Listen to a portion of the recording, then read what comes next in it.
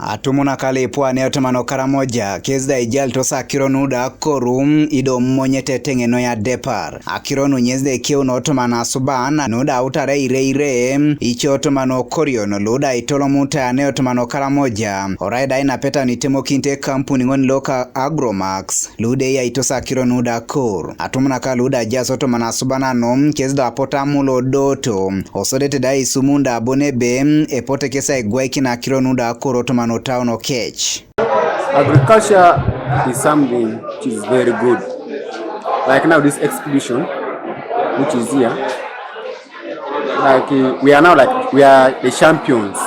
It's us now to go and talk to the rest about the importance of agric.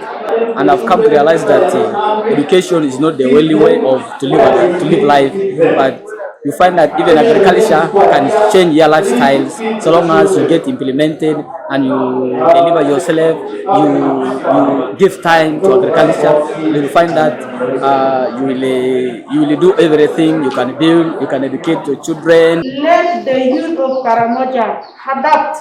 I believe Agromax is going to change all the youth like the way for us in Kakamega we have changed. Ido ikote bakiro nepenen Karamoja nyesde general noikeda akiro nuda ipitau kwenye ido ikidio koitungalude misikinto sa yeyana. We want also to inspire the youth. You know, our youth, they are not really embracing beekeeping. I don't know why.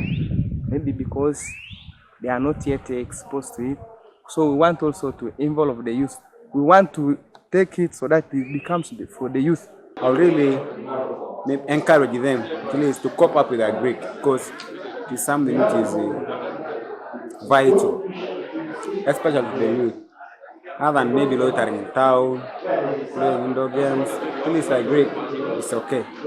Ido Magilo Lem na Eraya Community Development Officer o District Alo Moroto nyezda balebe Eraya kwa nina paki na adebe ito ratumuna kam apukora kesa konye osote da swami boronguli meda ite iti agwogwo toto mano sentam. They should change their attitude, move away from loitering in town and get interested in government programs.